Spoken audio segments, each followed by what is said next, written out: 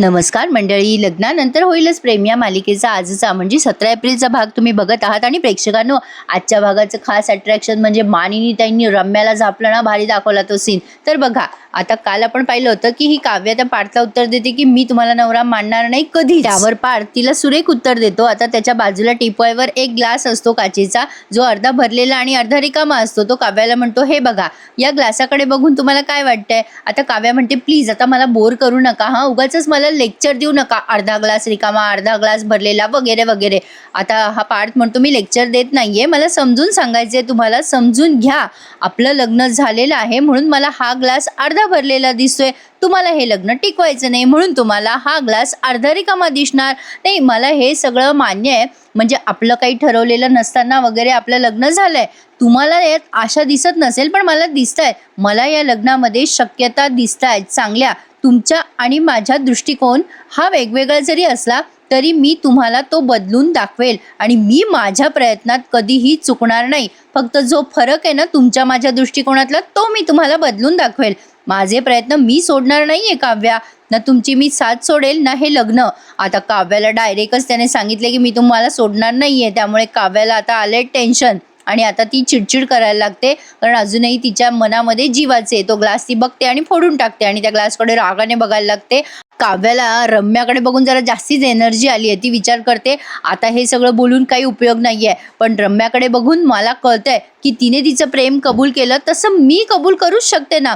ती एवढी हिंमत दाखवते तर मी का दाखवू नको? नाही, आता डेअरिंग दाखवलीच पाहिजे काव्या. आणि आता हा ग्लास भरला पण नाही आणि रिकामा पण नाही, असं ती स्वतःच्याच मनाशी बडबडत असते आणि म्हणत असते, नको असलेला हा संसाराचा ग्लास आता फोडायची वेळ आली आहे काव्या. आता या मालिकेचा एक प्रोमो आलाय प्रेक्षकांनो, त्यामध्ये काव्या, जीवा आणि नंदिनी या तिघांचं डिबेट त्यांनी दाखवलंय आणि बोलता बोलता ही काव्या जीवाला प्रेम कबूल करायला लावते. आणि बघा तुम्ही, आता मजा येणारे मालिका बघायला. काव्या सॉलिड संतापलेली असते. आता ती तिची बॅग घेते आणि तिच्या माहेरी जायला निघते. आता बघा हा पुढे काय घडतंय. काव्या तिच्या माहेरी यायला निघालीये. आता इकडे या जिथे यांचं लग्न झालं ना, तिथल्या त्या मामाचा फोन आलाय त्याच्या आई, या काव्याच्या आणि नंदिनीच्या आईला. ती नंदिनीच्या आई फोनवर सांगत असती, नाही रे बाबा, जिथे एवढं सगळं महाकांड घडलं तिथे आम्हाला आता पुन्हा यायची इच्छा नाहीये, आता नको बोलव बाबा आम्हाला, ती जागा आमच्यासाठी काय स्मशान झाली असं काहीतरी त्या बोलतात. मग आता तेवढ्यात ते येतात नंदिनीचे वडील आणि म्हणतात, काय ग, कोणाचा फोन आहे शारदा? त्या म्हणतात, काही नाही हो, दादाचा फोन होता, मिनलच्या लग्नाचं आमंत्रण द्यायला फोन केला होता त्याने. त्यावरती ते म्हणतात, तू काय म्हणालीस? मग शारदाताई म्हणतात, अहो मी त्याला सांगितलं, आपल्या पोरींचे आयुष्य उद्ध्वस्त झाले त्या गावात, तिथे जायचा प्रश्नच येत नाही. दादाचा फोन आला आणि सगळं आठवलं हो मला खूप टेन्शन आलं हो, सगळं आठवलं बघा मागचं आपल्या पोरींच्या लग्नाचं सगळं. आणि आहे ना, मला त्या गावात जायची अजिबात इच्छा नाही आहे. जिथे आपल्या पोरींचे आयुष्य खराब झाले तिथे जाऊन काय उपयोग? त्यावरती नंदिनीचे वडील म्हणतात की शारदा शांत हो बरं, बस बरं खाली. आणि आता हे वडील नंदिनीचे जरा पॉझिटिव्ह वेनी बघतायत या सगळ्या गोष्टी. त्या नंदिनीच्या आईला ते म्हणतात, बस बरं शारदा, हे बघ, तिथे जे काही झालं ते सगळं वाईट होतं असा विचार करू नकोस. अगं, आपल्या मुली सुखाने जगतायत ना आता. त्यावर शारदाताई म्हणतात, सुखाने कसल्या जगतायत? तिथे त्यांच्या घरामध्ये वसुताई आणि रम्या त्या दोघी जणी आहेत आणि त्यात आपल्या पोरी सुखाने जगतील? नाही नाही, मला नाही वाटत. त्या दोघी नक्कीच आपल्या नंदिनीला आणि काव्याला त्रास देत असतील मिळून. आपल्या काव्याला तर सगळ्यात जास्ती त्रास होत असेल. आता या काव्याच्या आईला आठवलंय बरं का की काव्याचं जीवावर प्रेम आहे. आता या काव्याची आई निघाली आहे जीवा आणि काव्याला एकत्र करायला. पण ये बात मेरे को जरा हजम नाही हो रही प्रेक्षकांनो, कारण बघा आता पुढे त्यांनी काय दाखवलं. आता त्यांना ते आठवतं आणि त्या विचार करतात, आपल्या काव्याला आपण बळजबरी लग्नाला उभं केलंय. तिची इच्छा नसताना तिला आपण विचारलं पण नाही तिच्या मनात कोण आहे काय आहे. मग आता ते नंदिनीचे वडील म्हणतात, अगं शांत हो शारदा, नंदिनी आहे ना तिथे. अगं, सख्ख्या बहिणी सख्ख्या जावा आहेत, त्या एकमेकींना समजून घेतील, सुख दुःख वाटून आनंदही वाटतच असतील ना. अगं, त्यांच्या आयुष्यात काही प्रॉब्लेम नाही आहे, हे तू डोक्यात घे बरं. चल सोड सगळे विषय, मी तुला औषध देतो, तुला औषध घेऊन टाक. मग नंदिनीचे वडील तिथून उठून जातात आणि त्यांना औषध द्यायसाठी म्हणून गेलेत ते बाजूला. पण तेवढ्या वेळात लागली या शारदाताई विचार करतात, यांना काही माहिती नाहीये, कारण यांना मी सांगितलंच नाहीये की काव्याचा जीव जीवावर आहे, आपल्या दोन्ही पोरी सुखात आहे असंच यांना वाटणार ना. काय करू, मी सांगून टाकू का यांना? काव्याचं जीवावर प्रेम आहे, दाखवून टाकू का यांना सगळं? नाही म्हणजे जीवाचं आणि काव्याचं प्रेम प्रकरण आहे म्हणजे हा तिढा कायमचा सुटेल. आता अचानक या काव्याच्या आईच्या मनात असं का आलं असेल बरं प्रेक्षकांनो? प्रश्न पडला की नाही तुम्हाला पण? असो, आता लगेच या नंदिनीचे वडील त्यांना गोळ्या वगैरे देतात आणि म्हणतात शारदा तू शांत हो बरं आणि आता कसल्याच गोष्टीचा विचार करू नकोस. पण आता त्या म्हणतात थांबा मी आलेच. मग ते म्हणतात थांब ग, आराम कर ना, आत्ताच गोळी घेतली आहेस ना.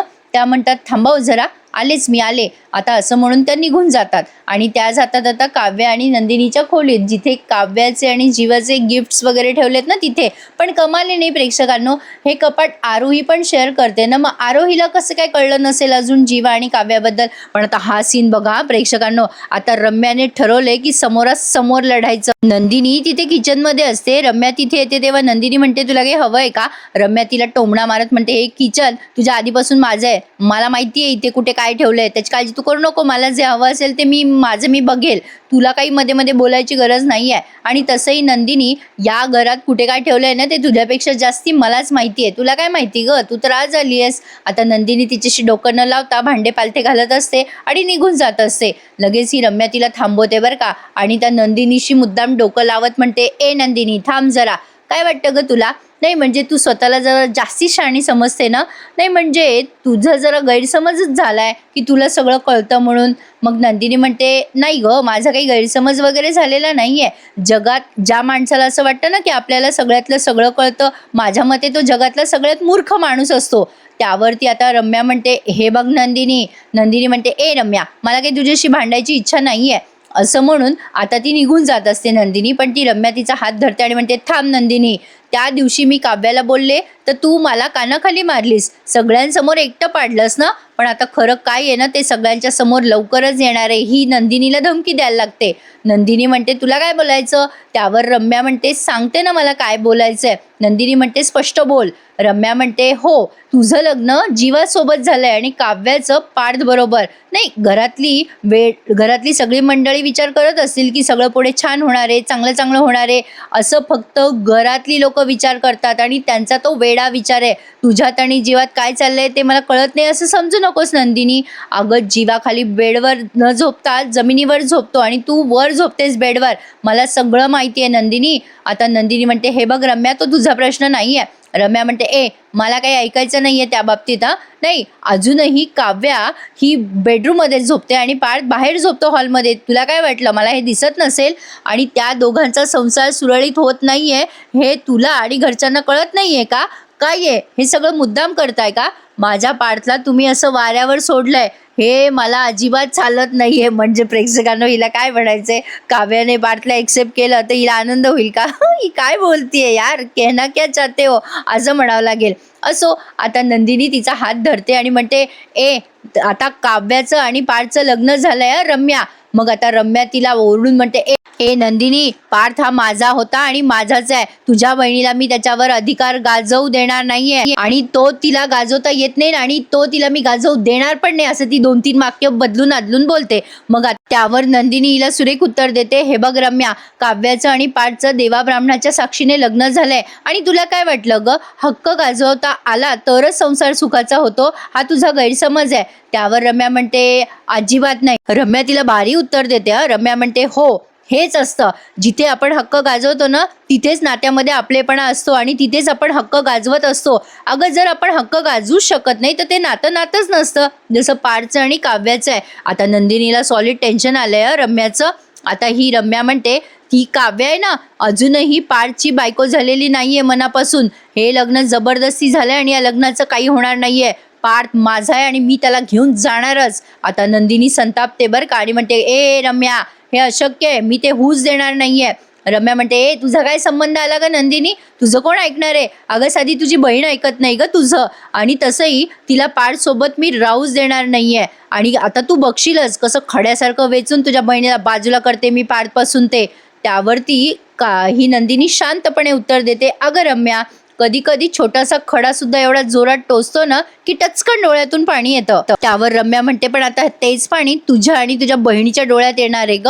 त्यावर नंदिनी म्हणते मी इथे आहे तोपर्यंत मी माझ्या बहिणीच्या डोळ्यात पाणी येऊ देणार नाही, त्याची काळजी मी घेईलच. नंदिनी आता या रम्याला सुरेख उत्तर देते आणि म्हणते, काय आहे ना रम्या, नाही राहिला प्रश्न माझ्या बहिणीचा आणि पार्थच्या संसाराचा, तर मला पार्थवर आणि माझ्या बहिणीच्या सच्चेपणावर पूर्ण विश्वास आहे. या सगळ्या गोष्टींची काळजी मी घेईलच. पार्थ आणि काव्याच्या संसाराच्या ज्या कुरबुरी आहेत ना, ते दोघं जण मिळून सोडवतील. मला पूर्ण विश्वास आहे पार्थच्या प्रामाणिकपणावर आणि माझ्या बहिणीच्या सच्चेपणावरती. आता असं म्हणून नंदिनी निघून जात असते तेव्हा रम्या मंजुलिकासारखी हसते बरं का आणि म्हणते, अगं अज्ञानात सुख असतं म्हणतात नंदिनी, पण त्या सुखाचा चेहरा डिक्टो तुझ्यासारखा दिसत असेल नंदिनी. नाही म्हणजे बारक्या पोराला सुद्धा कळेल ग, यांच्या संसारामध्ये काहीतरी मेख आहे. काव्याच्या वागणुकीमध्ये कुठेतरी पाणी मुरतंय. मला फक्त काव्याच्या वागण्यातली मेख कळू दे ग, तेव्हा वाजत गाजत बँड बाजा सकट नाही माझ्या पार्थला घेऊन आले ना, तर नाव रम्या लावणार नाही, घेऊन जाणार पार्थला मी, हे नक्की. आता नंदिनीला टेन्शन आलं ना हिचा कॉन्फिडन्स बघून. आता काय करायचं, रम्या तिला डायरेक्टच धमकी देते, मी पार्थला घेऊन जाणार आणि तेही वाजत गाजत. पार्थ म्हणजे काय खेळणं आहे का प्रेक्षकांना, कोणी उचललं वाजवलं असो. पण आता नंदिनीला आलेलं असतं टेन्शन. आता ती नुसती रम्याकडे बघते, रम्या तिच्याकडे बघते, रम्या तिला धमकी देते आणि निघून जाते. एवढी स्लो मोशन मध्ये दाखवतात प्रेक्षकांना ही मालिका, तुम्हाला काय सांगू. अर्ध्या याच्यात तर म्युझिकच असतं, ढणडँग ढणडँग ढणडँग, तेवढ्या याच्यात सगळी मालिका पूर्ण होते. असो, तर आता बघा या काव्याच्या आईने काय केलंय, ते सगळं कपाटातलं काढलंय बरं का, ते काव्याचं सगळं जीवाचं गिफ्ट वगैरे. आणि आता अर्धे भाग मागच्या एपिसोडमध्ये दाखवतात, तसंच ते आपलं मागचं सगळा सीन दाखवला. अगं तिची आई म्हणत असते, काव्या सांगू नको तुझं जीवावर प्रेम आहे. मग काव्या म्हणते, अगं आई पण मी कशी जगू. मग त्या म्हणतात की अगं तू सांगू नको कोणाला बेटा, तू खूप मोठी घोडचूक केली आहे वगैरे वगैरे गोष्टी तिच्या आईला आठवतात. आणि आता त्या विचार करतात, मी काव्याला हे सगळं सांगण्यापासून थांबवलं, मी आई म्हणून चुकते का. माझ्या काव्याने असं रोज गुदमरून मरावं मला आता नाही वाटत आहे. माझ्या काव्याचं आणि तिच्या प्रेमाचं सत्य मला सगळ्यांना सांगावंच लागेल. नाही तसंही ती जर हे लग्न मान्यच करणार नसेल तर तिचं आयुष्य उद्ध्वस्तच होईल. काय अर्थ आहे हे सगळं करण्यामध्ये.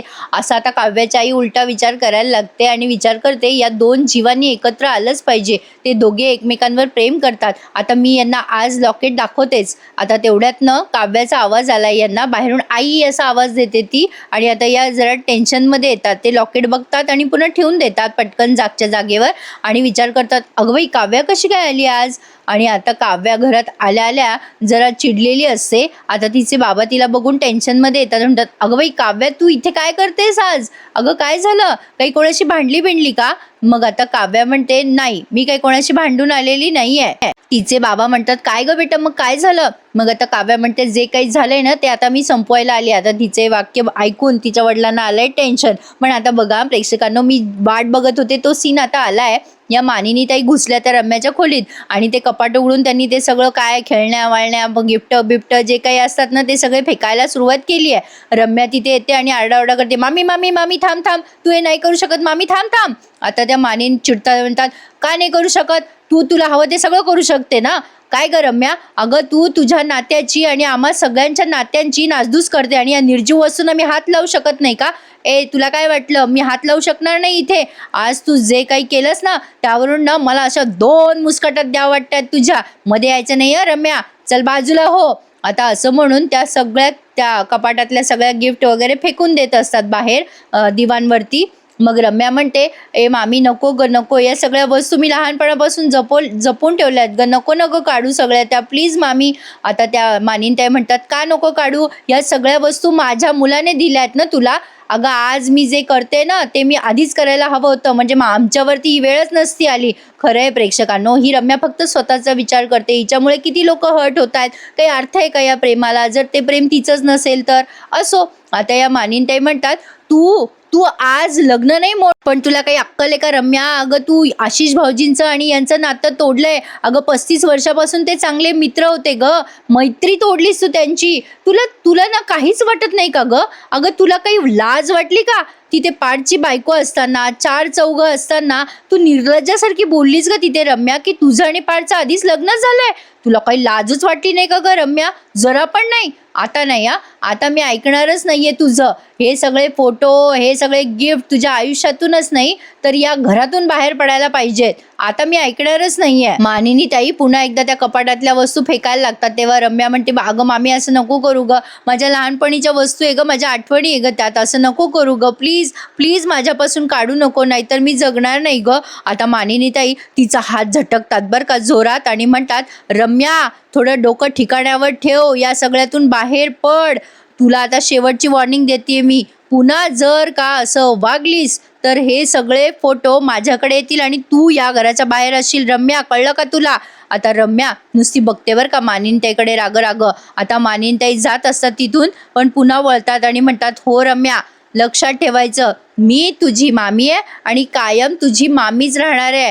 तुझी सासू होण्याची मला अजिबात इच्छा नाहीये, कळलं तुला? आता तुम्हाला वाटलं असेल रम्याला टेन्शन आलं वगैरे वगैरे, पण हिच्या डोक्यावर एवढंचाही परिणाम झालेला नाहीये. ही टसेमच नाही हली आहे. तर बघा आता पुढे काय झालं. या धमकी देऊन जातात एवढ्या मानिनीताई, पण ही मात्र ते सगळे गिफ्ट बघते आणि त्या गिफ्टशी बोलायला लागते. या मानिनीताई तिथून निघून गेल्यात पण रम्या मात्र ते गिफ्ट हातात घेते आणि स्वतःशीच बोलते, माझी इच्छा आहे ना तुझी सून व्हायची आणि माझ्या पाठची बायको व्हायची. माझ्या या पार्थपासून मला कोण रोखतंय आणि कोण थांबवतंय ना ते बघतेच मी. पार्थ फक्त आणि फक्त माझाच आहे. आता ही रम्या वेड्यासारखी करते हा प्रेक्षकांनो. हिच्या आईने खरं तर हिला प्रवृत्त केलंय. खरं तर तेव्हाच वसू आत्याने हिच्या कानाखाली लगवली असती आणि हिला समजून सांगितलं असतं तर हा दिवस यांना बघायला मिळालाच नसता. असं आपण मालिकेपुरतं डिस्कस करतो म्हणा. तर बघा आता पुढे त्यांनी दाखवलंय नंदिनीला आलंय रम्याच्या बोलण्यामुळे टेन्शन. आता नंदिनी विचार करते, मला काव्याला समजून सांगावंच लागेल, या रम्यापासून सावधान राहा. ही रम्या कुठल्याही थराला जाऊ शकते. त्या रम्यावर मला लक्ष ठेवावंच लागेल. सध्या कठीण वाटतंय काव्याने लग्न एक्सेप्ट करणं, पण इकडे जीवाने पण माझं लग्न एक्सेप्ट केलेलं नाहीये. त्या दिवशी त्याने माझ्या डोक्यावर हात ठेवला खरा, पण त्यांना जुळवणं कठीण जात आहे. तसंच काव्याला कुठल्या तोंडाने सांगू मी की सगळं विसरून जा आणि एक्सेप्ट कर म्हणून. आता प्रेक्षकांनो या नंदिनीच्या जीवाची घालमेल एकीकडे दाखवली आहे त्यांनी आणि एकीकडे आता ही काव्याच्याही सगळ्यांना सगळं सांगायला जाणार आहे. आता काव्या तिथे गेली आहे पण मला असं वाटतंय की हे कदाचित स्वप्न असावं आय गेस, पण आता बघूयात. असं वाटत तर नाहीये पण असूही शकतं असा माझा अंदाज आहे बरं का. तर आता हे काव्याचे वडील तिला म्हणत असतात, काय ग काव्या, अगं काय झालंय बेटा, बस बरं तू शांत इथे, काय झालं ते नीट सांग, बैस बरं खाली. काव्या म्हणते मला काही नकोय बाबा. आता तिचे वडील म्हणतात बेटा बस पाणी वगैरे पी. काव्या म्हणते नकोय बाबा मला. मग तिचे वडील म्हणतात काय झालं बेटा काव्या, तू अशी न कळवता आली आज, काही झालंय का? मग काव्या चिडून म्हणते काय बाबा न कळवता काय, माझ्याच घरी काय मला कळवून यावं लागेल का? त्यावर ते म्हणतात अगं बेटा असं नव्हतं म्हणायचं मला, मी काळजीपोटी विचारतोय तुला काय झालंय. त्यावर आरोही पण म्हणते कागं ताई सगळं काही ठीक आहे ना. मग आता काव्या म्हणते आतापर्यंत नव्हतं पण आता नक्कीच सगळं ठीक होणार आहे. आता हे सगळे टेन्शनमध्ये काव्याला काय बोलायचं हे त्यांना काही कळेना. तिचे वडील म्हणतात काय झालं बेटा, तू काय बोलतेस, तुला पार्थराव आले का सोडवायला? मग काव्या म्हणते माझी मी कॅब करून आली आहे. मग तिचे वडील म्हणतात घरी कळवलंय का बेटा तू? त्यावर काव्या म्हणते हो मी कळवलंय घरी. आणि बाबा काय चाललंय तुमचं, किती प्रश्न विचारताय मला जे सांगायचंय ते बोलू द्या ना. मग आता तिचे वडील म्हणतात बोल काय बोलायचंय बेटा. आता तिची आई तिच्याकडे बघत राहते बरं का आणि म्हणते बेटा काव्या जे काही मनात आहे ना ते बोल, मन मोकळेपणाने बोल, सगळं बोलून टाका त्या, असं त्या म्हणतात. आणि तिला साखळी दाखवतात, जीवाने तिला गिफ्ट दिलेली. काव्या त्या साखळीकडे बघते आणि तिच्या आईकडे बघते आणि आता तिला आठवतं की आपल्या आईने प्रॉमिस दिलं होतं की कोणाला काही सांगू नकोस नाहीतर तुझ्या बाबांची तब्येत खराब होईल. आता ते सगळं काव्याला आठवतं की आपल्या आईने सांगितलंय की सांगू नको डायरेक्ट. आता प्रेक्षकांनो काव्या बहुतेक विचार करते की बाबांची तब्येत खराब होईल त्यामुळे आता आपल्याला हे काही बोलता येणार नाही. पण आता इकडे बघा पास्टमध्ये असं दाखवलं आणि प्रेझेंटमध्ये तिची आई म्हणते काव्या बोलून टाक बेटा बोलून टाक, आता ऑलरेडी खूप उशीर झालाय बोलून टाक. आता तिचे काव्याचे वडील म्हणतात काय चाललंय तुमच्या दोघींचं, कशाबद्दल बोलताय तुम्ही दोघी? आता काव्या म्हणते मी सांगते ना तुम्हाला. आता बघा प्रेक्षकांनो काव्या खरं सांगते का नाही हे आपल्याला उद्याच्या भागात कळणार आहे. पण तुम्हाला काय वाटतं, स्वप्न असेल का सत्य, मला कमेंट करून सांगा. आता पुढच्या भागात आपण बघणार आहोत मानिनीताई विचारतात नंदिनीला काव्या कुठे. मग आता नंदिनी सांगते माहेरी गेली आहे. मग त्या मानिनीताई म्हणतात अगो बाई एवढ्या रात्री का गेली. आता काव्या घरी आलेली असते तेव्हा नंदिनी तिला चुपचाप आत नेते, कोणाला कळू देणार नाही असं तिच्याशी खोलीत जाऊन बोलते आणि म्हणते काय चाललंय तुझं काव्या, अगं असं वेड्यासारखं का बघ, पार्थला सांगता येत नाही का तुला? मग काव्या म्हणते मी त्यांना कोणी काहीही मानत नाही, तुला आता तेच बोलायची गरज नाही नंदिनी ताई. मग आता ही पाठ जवळ रडते आणि म्हणते, "तुम्हाला कळत नाहीये का माझी मेंटल स्टेज कशी आहे, काय आहे? तुम्हाला साधी गोष्ट का नाही समजत आहे? समजून घ्या ना मला." आता पुढे पुन्हा दाखवलंय की ती नंदिनीशी भांडते आणि म्हणते, "सांग सगळ्यांना की काव्या घर सोडून गेली आहे म्हणून." आता नंदिनीला नेमकं कळेल का काव्याचा एक्झॅक्ट काय प्रॉब्लेम आहे? आणि नवीन प्रोमो पण आलाय प्रेक्षकांनो. काय वाटतं तुम्हाला या दोघांचं प्रेमाचं सत्य समोर येईल का? कमेंट करून सांगा. भेटूयात उद्या पुन्हा एकदा. तोपर्यंत टेक केअर. धन्यवाद.